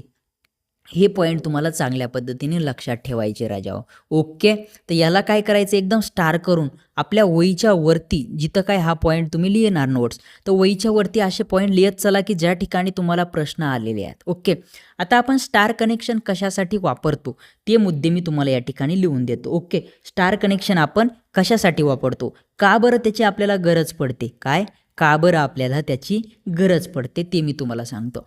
बघा, जर स्टार कनेक्शन तुम्ही केलं, काय, जर स्टार कनेक्शन केलं तर तुम्हाला त्या ठिकाणी न्यूट्रल पॉईंट भेटतो. काय होतं, न्यूट्रल पॉईंट भेटतो. बरोबर आहे की नाही. मग तुम्हाला न्यूट्रल पॉईंट भेटला तर मग न्यूट्रल पॉईंट भेटल्यामुळे काय, न्यूट्रल पॉईंट भेटल्यामुळे तुम्ही त्या ठिकाणी सिंगल फेज आणि 3 फेज दोन्ही कनेक्शन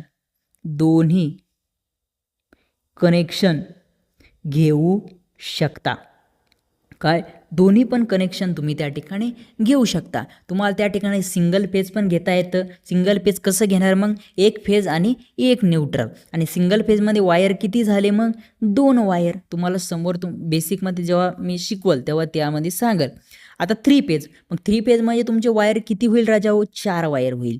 1 2 3 असे 3 फेज आणि एक न्यूट्रल, असे तुम्हाला 4 वायर या ठिकाणी 3 फेज सिस्टममध्ये बघायला भेटते. ओके, मग तुम्हाला फायदा कळाला या ठिकाणी याचा स्टार कनेक्शनचा. तिथून न्यूट्रल भेटलं आहे, न्यूट्रल भेटल्यामुळे तुम्ही त्या ठिकाणी 3 फेज सप्लायसुद्धा घेऊ शकता आणि या ठिकाणी सिंगल फेज सप्लायसुद्धा घेऊ शकता. आता तुम्हाला मी ही गोष्ट सांगितली होती की तिन्ही फेज जर या ठिकाणी तिन्ही फेजमधून करंट 10 एम्पियर एक्झाम्पल म्हणजे सेम जर असेल तर त्याला तुम्ही बॅलेन्स म्हणता. ओके, मग तुमच्या न्यूट्रलमधून जाणारा सप्लाय जो आहे IN तो काय असतो, 0 असतो. आणि अनबॅलेन्स असेल तर तुम्हाला मी सांगितलं होतं, अनबॅलेन्स असेल तर तुमच्या न्यूट्रल म्हणून जाणारा करंट हा या ठिकाणी बाकीच्या जे फेज आहे, एक्झाम्पल तुम्हाला मी R फेज घेतो, याच्या काय असणार आहे, 3 पट असणार आहे. म्हणजेच या ठिकाणी जो काय करंट असणार आहे न्यूट्रलमधून जाणारा तो बाकीच्या 3 फेजच्या करंटच्या एवढा असणार आहे. बाकीच्या 3 फेजच्या करंटच्या एवढा असणार. याच्यावर मी न्यूमेरिकल घेईल एक, त्या न्यूमेरिकलमध्ये तुम्हाला चांगल्या पद्धतीने कळेल की न्यूट्रलमधून काय तो तुमचा करंट जातो, तो बाकीच्या फेजच्या 3 पट असणार आहे. ओके, अशा पद्धतीने तुम्हाला या ठिकाणी स्टार कनेक्शन कळालेलं आहे. आता स्टार कनेक्शनवरती काय करू आपण, यावरती घेऊया काही 2-3 न्यूमेरिकल, म्हणजे कसं तुम्हाला कळेल की हे लाईन करंट, फेज करंट कशा पद्धतीने पेपरला येतं बुवा, ते सगळं तुम्हाला कळेल.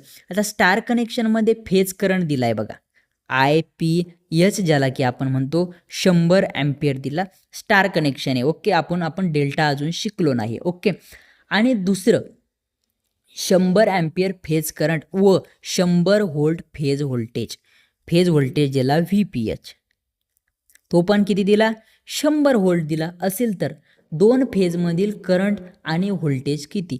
2 फेजमधल्या करंटला तुम्ही IL म्हणता, एवढं लक्षात घ्या. 2 फेजमधल्या करंटला तुम्ही IL म्हणता, हा तुम्हाला काढायचा आहे. त्यानंतर काय, 2 फेजमधील करंट आणि व्होल्टेज आणि VL सुद्धा तुम्हाला या ठिकाणी काढायचा आहे. ओके, आता मला सांगा, स्टारमधील लाईन करंट बरोबर फेज करंट असतो, IL = IPH असतो. मग तुम्हाला या ठिकाणी काय दिलं आहे, IPH दिला आहे 100, मग तुम्हाला IL सुद्धा भेटला की 100, मग झालं, संपला विषय. या ठिकाणी तुम्हाला IL पण भेटला 100 आणि हे काय करंट आहे म्हणतो ॲम्पियरमध्ये. ओके, आता तुम्हाला VL काढायचा आहे.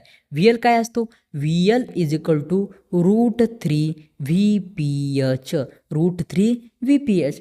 मग मला सांगा, VL बरोबर √3ची किंमत, तुम्हाला √2ची किंमत सांगितली तुम्ही 1.41, तशी √3ची किंमत असते 1.73. ओके, मग √3च्या जागी मी घेतो 1.73 गुणिले VPH तुम्हाला दिला या ठिकाणी बघा 100 व्होल्ट.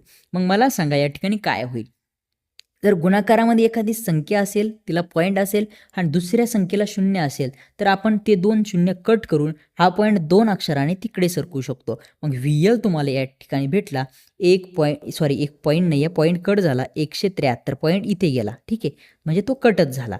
आता VL म्हणजे लाईन व्होल्टेज तुम्हाला 173 भेटला. अशा पद्धतीने तुम्हाला एक तर फेज करंट देतील किंवा लाईन करंट देतील, त्याच्या अपोजिटवाला विचारल्या जाईल, किंवा तुम्हाला फेज व्होल्टेज देतील, लाईन व्होल्टेज विचारल्या जातील, किंवा लाईन व्होल्टेज देतील आणि फेज व्होल्टेज विचारून घेतील. यावरून तुम्हाला स्टार कनेक्शनमध्ये कशा पद्धतीने न्यूमेरिकल येऊ शकतं ते कळालं. ठीक आहे, आता आपण काय करू, या ठिकाणी तुम्हाला बॅलेन्स आणि अनबॅलेन्स सिस्टमवरती या ठिकाणी कशा पद्धतीने न्यूमेरिकल येतो ते मी तुम्हाला सांगतो. बरोबर आहे का नाही, सांगायचं का नाही ते सांगा, सांगायचं ना.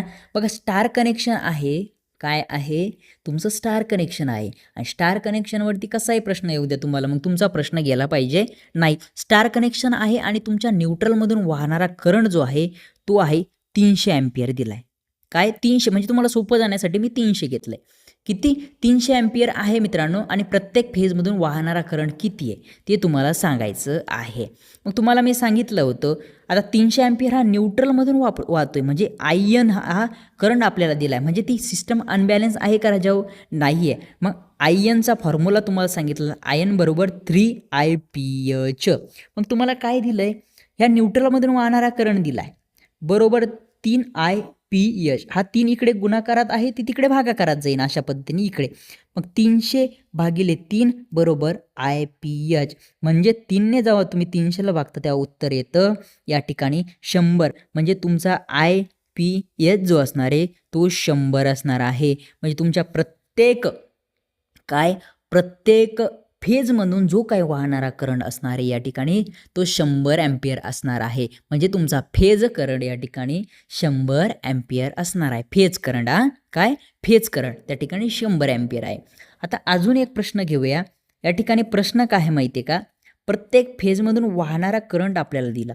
मी आता लिहून देतो तुम्हाला. आता बघा, IR घेतो, IY घेतो आणि IB घेतो. ठीक आहे, म्हणजे हे तिघांची जेव्हा तुम्ही बेरीज करसाल तेव्हा तुम्हाला काय भेटेल, IN भेटेल. ठीक आहे, आता डायरेक्ट प्रश्न आणि उत्तर एकदाच संग सांगतो. ठीक आहे, किंवा मग प्रश्न या ठिकाणी लिहितो, आरमधून वाहणारा करंट 5 आहे, वायमधून वाहणारा करंट 4 आहे आणि बीमधून वाहणारा करंट 1 ॲम्पियर आहे. हे सगळे ॲम्पियरमध्ये आहे. ठीक आहे. तर तुमच्या आयनमधून किती करंट वाहील हे तुम्हाला सांगायचं. मग तुम्ही काय करसाल, याची सोपी बेरीज करसाल. काय मग 5 अधिक 4 अधिक 1 बरोबर 5 आणि 4 9 आणि 1 10 ॲम्पियर. मग तुमच्या न्यूट्रलमधून वाहणारा करंट तुम्हाला भेटलाय 10 ॲम्पियर. काय झालं, 10 ॲम्पियर. अशा पद्धतीने बॅलेन्स आणि अनबॅलेन्सवरती तुम्हाला प्रश्न विचारल्या जातात. इथपर्यंत आपल्याला स्टार कनेक्शन गेलं आहे, बरोबर आहे का नाही? ओके. आता आपल्याला डेल्टा कनेक्शन घ्यायचं राजाओ. काय करायचं आपल्याला, डेल्टा कनेक्शन घ्यायचं आहे. डेल्टा म्हणजे काय तुमचा, हा झाला एक त्रिकोण. काय झाला, एक त्रिकोण. म्हणजे त्रिकोणी तुमच्या तिन्ही वाइंडिंग ह्या एकमेकांना जोडलेल्या असतात. आता डेल्टामध्ये तुम्हाला कुठे न्यूट्रल भेटलाय का, नाही.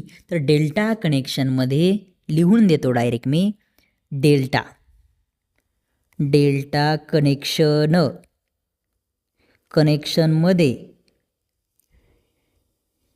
न्यूट्रल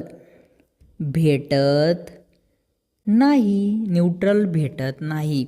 मग ही जी सिस्टम आहे राजा हो, ती फक्त 3 फेजसाठीच म्हणजे त्यासाठीच 3 फेजसाठीच वापरली जाते. बाकीसाठी वापरली जाते का सिंगल फेजसाठी, ती नाही. ती फक्त 3 फेजसाठीच वापरली जाते.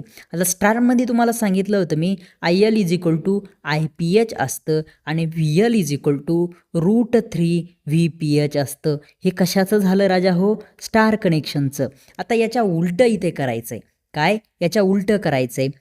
IL = √3 IPH घ्यायचा, √3 IPH. ओके. म्हणजे तुमचा लाईन करंट जो असतो राजा हो, तो फेज करंटच्या √3 पट असतो आणि तुमचा जो लाईन व्होल्टेज असतो तो सेम फेज व्होल्टेज एवढा असतो. VL = VPH. ओके. मग इथे ह्याच्यावरूनच कन्वर्ट इकडे करायचं, उलटं करायचं. आणि इथे कशा पद्धतीने ध्यानात ठेवायचं ते तुम्हाला मी ट्रिकनुसार सांगितलं. आणि इथून आपण हे काय केलं, कन्वर्ट केलं, बरोबर आहे की नाही? ह्या काही गोष्टी खूप जास्त इम्पॉर्टंट आहे, पेपरला आलेलं आहे. काय, हे पेपरला आलेलं आहे, खूप जास्त इम्पॉर्टंट आहे.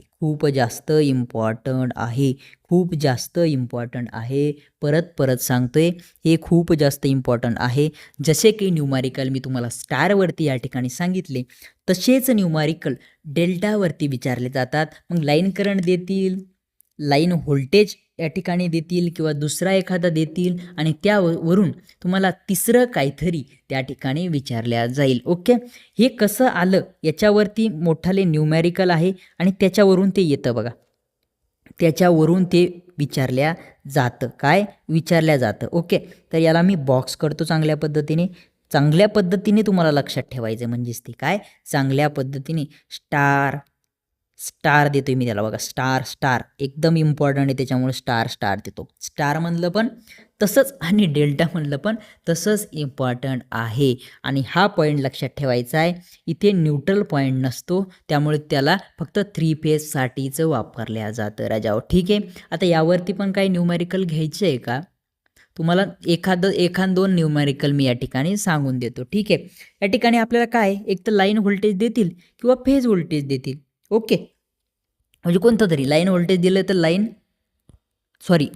लाईन करंट दिलं तर फेज करंट विचारले जातील आणि लाईन व्होल्टेज दिलं तर फेज व्होल्टेज विचारले जातील. ठीक आहे. काहीतरी असं उलटं पालटं काहीतरी देतील. आता मग एक डेल्टा कनेक्शन आहे बघा, आणि त्या ठिकाणी दिला आहे VPH. किती, VPH दिला आहे. VPH किती दिला आहे बघा, 780√2. अशा भारी या ठिकाणी संख्या दिल्या जातील. जेवढा पेपर हे असणारे हार्ड डिपार्टमेंट, इस्रो वगैरे झालं, इस्रोचा पेपर हार्ड होतो. बाकीचे जे स्टेट लेवलचे पेपर असतात, म्हणजे आपल्या महाराष्ट्रासाठी महापारेषण झालं, वितरण झालं, यासाठी सोपा पेपर असतो. पण इस्रो झालं, DRDO झालं, DRDOचा पण सोपा राहतो, पण त्याच्यापेक्षा थोडा इस्रोचा हार्ड असतो. ओके. तुम्हाला VPH दिलं आणि तुम्हाला VL काढायचा सांगितलं, म्हणजे लाईन व्होल्टेज काढायचा सांगितला, तो किती आहे. मग तुम्हाला फॉर्म्युला चांगल्या पद्धतीने माहिती आहे. VL = VPH असतो. काय, VL = VPH असतो. VL दिला आहे किती तुम्हाला, 780√2. मग तुमचा VPH पण किती येईल, 780√2. संख्या एखाद्या ठिकाणी जर एकदम हार्ड दिलेली असेल तर तिथे काहीतरी क्ल्यू आहे असं लक्षात घ्यायचं आणि ते सेम वगैरे असू शकतं अशा पद्धतीने. इथं बघा ना तुम्ही कसं सेम आलं. तुम्हाला संख्या पाहून तुम्ही घाबरले असणार, पण तुम्हाला जर त्याचा फॉर्म्युला चांगल्या पद्धतीने माहीत असता तर तुम्ही काहीतरी मायक्रो सेकंदमध्ये लगेच क्ल्यू आणि अशा लोकांना पेपरला टाईम पुरतो. ज्या लोकांना जे म्हणतात ना टाईम पुरलाच नाही त्यांना त्यांचं तुम्ही लक्षात घेऊन टाकायचं की हे कशा पद्धतीने अभ्यास करत होते. ओके, अजून 1-2 न्यूमॅरिकल घेऊन टाकू ज्यामध्ये की तुम्हाला डेल्टा कनेक्शनमुळे एकदम परफेक्टच होऊन जाईल. बघा तुम्हाला IL दिला आहे. IL किती दिला आहे? 200 अँपियर त्या ठिकाणी IL दिला आहे आणि IPH विचारला काढायचा. IPH हा किती आहे? मग तुम्हाला फॉर्म्युला माहीतच आहे. IL = √3 IPH. ओके, मग IL किती दिला आहे? 200 दिला. 200 बरोबर √3 IPH अशा पद्धतीने. मग हा 200 इथं आहे, हा इथं गुणाकारात आहे, इकडे आला तर तो भागाकारात जातो. म्हणजे 200 भागिले √3. √3ची किंमत काय आहे? 1.73. असे तुम्हाला क्वेश्चन पेपरला विचारत नाही, कारण 1.73 ना तुम्हाला काय करायचं आहे? 200ला भागायचं आहे. आता तुम्ही कॅल्क्युलेटरमध्ये जास्तीत जास्त वापर करायचा नाही, याची प्रॅक्टिस करायची, जेणेकरून पेपरला जरी एखादा आलाच प्रश्न तर तुमचे मार्क जाणार नाही. इथे उत्तर येतं 115.6 अँपियर. 6 अँपियर अशा पद्धतीचे पेपरला प्रश्न येतात. या ठिकाणी अशा पद्धतीने काहीतरी अजून काहीतरी देतील त्याला सोपं करण्यासाठी. ठीक आहे, आणि यातला 1-2 अंक जरी तुम्हाला आला याचं हे करताना भागाकार करताना लगेच तिथं बघायचं कशामध्ये? ऑप्शनमध्ये कुठं जुळतंय का आणि ऑप्शन काहीतरी वेगवेगळे आहे का. ओके, तिथून तुम्हाला लगेच कळून जाईल. ओके, यावरती अजून एक न्यूमॅरिकल बघूया आपण आणि नंतर डेल्टा कनेक्शन या ठिकाणी स्टॉप करूया आणि समोरचा या ठिकाणी सेशन घेऊया. समोर काय आहे आपलं तर आपल्याला कळेलच. आता हे एक बघा डेल्टा कनेक्शन आहे. काय आहे? डेल्टा कनेक्शन आहे. जाऊ द्या, परत या ठिकाणी एक त्रिकोणच काढून घेतो मी. ठीक आहे, हे डेल्टा कनेक्शन आहे. ठीक आहे, आता डेल्टा कनेक्शनमध्ये तुम्हाला या ठिकाणून एक लाईन आली बाहेर. ठीक आहे, येऊ द्या, तिचं कामच आहे. इथून एक लाईन आली बाहेर. ठीक आहे, तुम्हाला या ठिकाणी अशी डायग्राम दिली. इथं दिला तुम्हाला I बरोबर 1000 अँपियर. ठीक आहे, आता पुढचं परत अशा पद्धतीने इथं दिलं आणि इथं व्होल्टेज म्हणून दिला 100 व्होल्ट. आता मला सांगा यातला कोणता व्होल्टेज फेज व्होल्टेज हे का लाईन व्होल्टेज? आणि इथे दिलेला करंट हा फेज करंट आहे की लाईन करंट? मी तुम्हाला सांगितलं होतं एका फेजमधून जाणारा जर करंट असेल अशा पद्धतीने असा जर करंट असेल तर त्याला तुम्ही काय म्हणता हे तुम्हाला मी सांगितलं होतं. हा असणार आहे आपला फेजचा करंट. काय असणार आहे? फेजचा करंट म्हणजे काय? IPH असणार आहे. IPH किती दिला आहे मग तुम्हाला? 1000 अँपियर. आणि दुसरं दिलं आहे आपल्याला कसं दिलं आहे बघा, 2 फेजमध्ये दिले आणि 2 फेजमध्ये दिलेलं असेल तर ते काय असेल मी तुम्हाला सांगितलं होतं. तो असतो लाईन करंट किंवा लाईन व्होल्टेज. मग इथे व्होल्टेज आहे, मग तो असणार आहे तुमचा VL. किती दिला आहे? 100 व्होल्ट. जर असं आलं डायग्राममध्ये तर तुम्हाला कळत नाही आहे, मला माहिती आहे, त्यासाठी एक डायग्रामचा प्रश्न घेतला आहे. ओके, तर तुम्हाला पेपरला विचारल्या काय गेलं आहे? आता तुम्हाला विचारलं आहे बघा लाईन करंट जो की IL आहे आणि दुसरा विचारला आहे VPH फेज व्होल्टेज. हे दोघं विचारले. डेल्टामध्ये तुम्हाला माहिती आहे VL = VPH असतं, म्हणजे लाईन व्होल्टेज आणि फेज व्होल्टेज हे सारखे असतात. मग इथे 100 आहे त्याच्यामुळे तुमचा VPH आला 100 व्होल्ट. कळालं? आता तुम्हाला काढायचं आहे लाईन करंट. IL = असतं तुमचं √3 IPH आणि IPH दिला आहे तुम्हाला 1000 अँपियर. मग तुम्हाला √3 गुणिले 1000 करायचे. प्रश्न संपला. √3 म्हणजे 1.73 असतं गुणिले 1000. मग हा पॉईंट जर 2ने इकडे घ्यायचा तर इथले 2 शून्य कटन आणि हा शून्य जर काटायचा तर हा शून्य आपल्याला याला जाऊन लावा लागेल. मग आपलं 173 आणि हा 1 शून्य. अशा पद्धतीने करंट आहे त्याच्यामुळं आपण अँपियर दिलं. अशा पद्धतीने एकदम सोपे प्रश्न पेपरला विचारल्या जातात आणि ते तुम्हाला सोडवावे लागतात. आता या ठिकाणी 3 फेज सिस्टम आपलं संपलं आहे आणि चालू झालं आहे 3 फेज पॉवर. आपल्याला 3 फेज पॉवर शिकायची आहे. मग डेल्टामध्ये काय असते, स्टारमध्ये काय असते, लाईनसाठी काय असते आणि या ठिकाणी फेजसाठी काय असते, अशा पद्धतीच्या काही पॉवर असतात आणि त्या तुम्हाला आल्या पाहिजे. ओके, तर सिंगल फेज पॉवर मित्रांनो तुम्हाला मी DC शिकवताना सांगितलं होतं. या ठिकाणी ॲक्टिव्ह पॉवरचा फॉर्म्युला येतात तुम्हाला आला पाहिजे.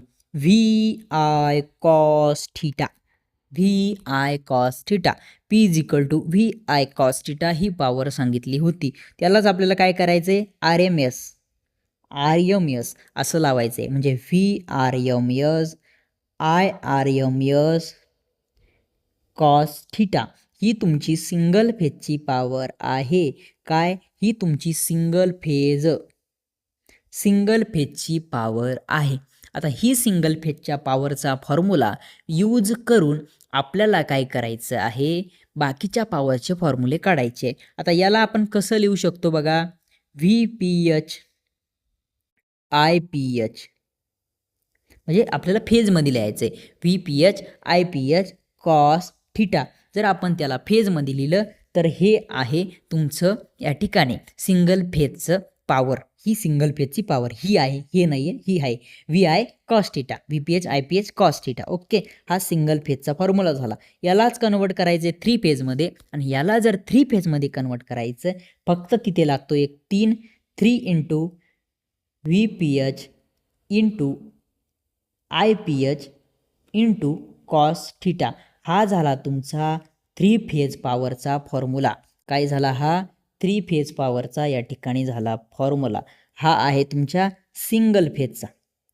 ओके, इथं लिहितो मी सिंगल फेज आणि या ठिकाणी लिहितो 3 फेज. ठीक आहे, सिंगल फेज आणि 3 फेजचे पॉवरचे फॉर्म्युले आता तुम्हाला कळाले. आता स्टार कनेक्शनमध्ये तुम्हाला पॉवर शिकायची आणि डेल्टा कनेक्शनमध्ये तुम्हाला पॉवर शिकायची. ठीक आहे, हे कट करून टाकू सगळं, हे सगळं कट करून टाकतो. हा फॉर्म्युला आपल्याला लागणार आहे समोर कन्वर्ट करण्यासाठी. याला एकट्याला घेतोय मी वरती. ठीक आहे, येऊ द्या जे काय येतं ते, याला वरती घेऊया, नंतर कट करून टाकू. ठीक आहे, हे बाकी सगळं कट करून टाकतो. आता स्टारसाठी बघायचं आहे आपल्याला, स्टार कनेक्शनमध्ये पॉवर काय येते. तर आपला फॉर्म्युला काय आहे, 3 × VPH × IPH × cos थीटा ही आपली पॉवर आहे. ठीक आहे, तर याच्यावरून आपल्याला काय करायचं आहे, आता पॉवर काढायची आहे. कशासाठी, स्टार कनेक्शन. इथे लिहू का स्टार कनेक्शन पॉवर, शेवटी जी येईल तिला मी लिहून टाकतो. ही स्टार कनेक्शनसाठीची पॉवर आहे. ठीक आहे, आता याच्यावरून आपला 3 हा जसाच्या तसा खाली येतोय बघा. 3 मी जशाच्या तसा खाली घेतला. स्टार कनेक्शनमध्ये काय असतं, IL = IPH असतो. मग ह्या IPHला मी IL लिहू शकतो का, हो लिहू शकता ना, का नाही लिहू शकत. आणि VPH म्हणजे काय असतं, VL = √3 VPH असतो. एकच मिनिट, √3 VPH असतो, बरोबर आहे की नाही. मग याला VPH मध्ये कन्वर्ट करायचं तर काय होईल, VL / √3 बरोबर VPH. मग या ठिकाणी VPHला मी VL / √3 असं लिहू शकतो आणि ह्या 3ला मी 2दा √3 लिहू शकतो का, हो 2दा √3 म्हणजेच 3 असतो, VL / √3 × IL cos थीटा. हे झालं तुमचं एक तयार. आता यातला एक √3 आणि यातला एक √3 कट होतो आणि आपलं फायनल या ठिकाणी सूत्र भेटतं √3 VL, एकच minute, √3 VL IL cos theta. हे झालं तुमचं सूत्र. कशाचं सूत्र आहे राजा, हो हे तुमच्या स्टार कनेक्शनमधली तुमची पॉवर. शेवटी परत सगळं लिहून देणार आहे, कोणतं काय कशाचं काय सगळं, त्यामुळं काळजी करण्याची गरज नाही आहे. ठीक आहे, हे सूत्र आलं या ठिकाणी, एक आलं. ठीक आहे, आता आपल्याला काय आहे, हे स्टार कनेक्शनचं होतं. आता सेम हेच सूत्र तुम्हाला डेल्टा कनेक्शनमध्ये सुद्धा भेटतं, √3 VL IL cos theta. Same हे स्टारमध्ये आहे आणि हेच डेल्टामध्ये पण स्टार आणि डेल्टामध्ये पण सेमच आहे. नो एनी चेंज, काय, नो एनी चेंज. ओके, तर मग हे सूत्र 1 आणि हे भेटलं होतं आपल्याला, हे पण 3 फेजच आहे, हे पण 3 फेज आहे, हे फेज आणि हे लाईन. इथे तुम्हाला फेज दिसतंय. जर पेपरला तुम्हाला VPH IPH दिलेलं असेल तर तुम्ही हे सूत्र वापरू शकता. आणि तुम्हाला लाईन व्होल्टेज आणि लाईन करंट म्हणजे VL आणि IL ह्या दोन्हीपैकी दिलं असेल तुम्ही हे सूत्र वापरू शकता. म्हणजे तुमचे हे दोन्ही सूत्र या ठिकाणी तुम्हाला भेटले. कोणते दोन्ही? हे इथे एक लपून बसलंय बघा, हे वाला एक आहे तुमचं सूत्र. एकच मिनिट. ठीक आहे, हे एक सूत्र, याला पण थोडं हायलाईट करून टाकतो. ठीक आहे, मग कोणतं सूत्र कधी वापरायचं आहे? जर तुम्हाला IPH VPH काय दिलं तर हे वरचं वापरायचं आहे, आणि लाईन व्होल्टेज किंवा लाईन करंट हे काय दिलं किंवा काढायचं असलं तर हे वापरायचं. ओके, अशा पद्धतीने एक √3 VL IL cos θ आणि एक 3 VPH IPH cos θ हे दोन सूत्र आपल्याला या ठिकाणी भेटले. आणि सेम हे डेल्टामध्ये पण तेच राजा हो, आणि स्टारमध्ये सुद्धा तेच त्या ठिकाणी असणार आहे. ओके, आता तुम्हाला मी शिकवलं होतं ॲक्टिव्ह, रिॲक्टिव्ह आणि ॲपरंट पॉवर शिकवलं होतं का नाही? त्याच्यावरचे सगळे सूत्र पण दिले. आता त्या पॉवर काढायची आहे तुम्हाला. ती पॉवर कशामध्ये? इकडे फेजमध्ये, स्टार डेल्टामध्ये तुम्हाला प्रॉब्लेम्स आलं तर त्यासाठी तुम्हाला काय करायचं? याचीच ॲक्टिव्ह पॉवर आणि याचीच रिॲक्टिव्ह पॉवर आणि याचीच ॲपरंट पॉवर म्हणजेच टोटल पॉवर. आता ते मी तुम्हाला काय करतो, समोर आहे का स्लाईड? ठीक आहे, स्टार कनेक्शन पॉवर आपली झाली पण या ठिकाणी स्लाईड आहे. ठीक आहे, बघा सगळ्यात पहिले आपण बघूया, या ठिकाणी आपण ॲक्टिव्ह पॉवर बघितली. वरची जे सूत्र होते ना ते स्टार डेल्टाचे ॲक्टिव्ह पॉवरचे सूत्र होते. आता स्टार डेल्टाचे तिथे लिहू का मी तसं? इथे लिहू का ॲक्टिव्ह पॉवर म्हणून? Active power. ठीक आहे, हे ॲक्टिव्ह पॉवरचं आहे. ठीक आहे, आता आपण रिॲक्टिव्ह पॉवरचं बघूया. काय? Reactive power. रिॲक्टिव्ह पॉवरचं बघूया कशा पद्धतीने असतं. रिॲक्टिव्ह पॉवरचा तुम्हाला फॉर्म्युला मी सांगितलं होतं का? VI sin θ. आपण केला होता ना VI sin θ, आणि याला दर्शवतो आपण Q या लेटरने. मग इथे फॉर्म्युला कसा तयार होतो? लाईनसाठी VL IL sin θ. Okay, VL IL sin θ. आणि फेजसाठी 3 VPH IPH sin θ. ठीक आहे, झाली रिॲक्टिव्ह पॉवरचे सूत्र या ठिकाणी. युनिट काय असतं याचं?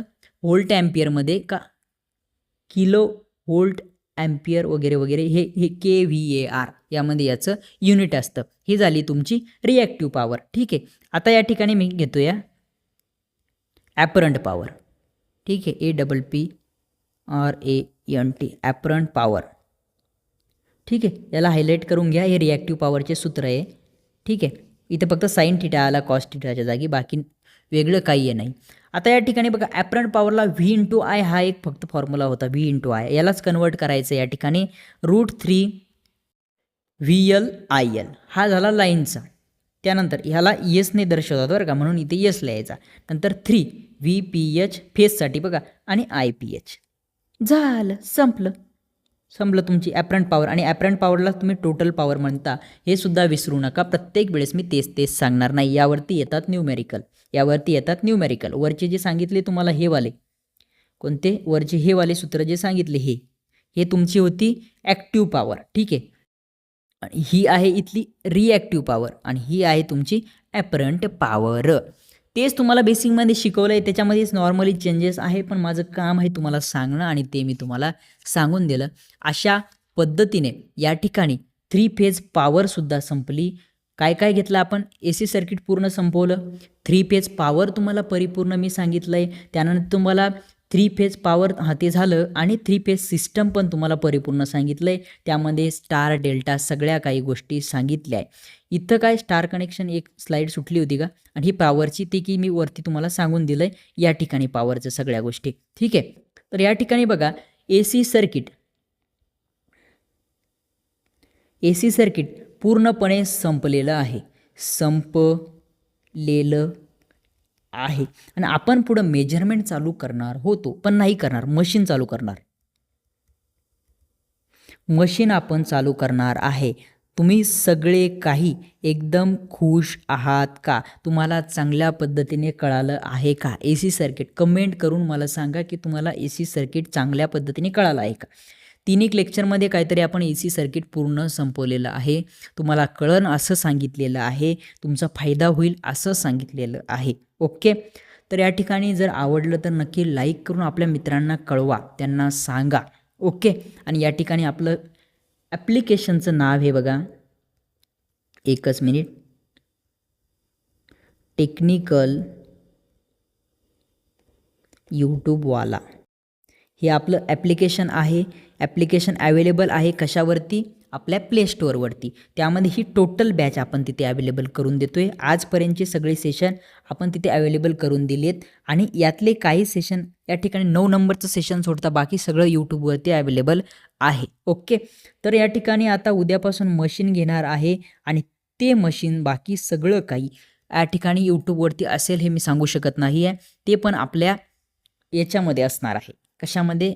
ॲप्लिकेशनच्या बॅचमध्ये असणार आहे. ओके. तर या ठिकाणी आपण थांबूया. नक्कीच लाईक करा, शेअर करा, नवीन असेल तर सबस्क्राईब करा. ओके. Thank you so much.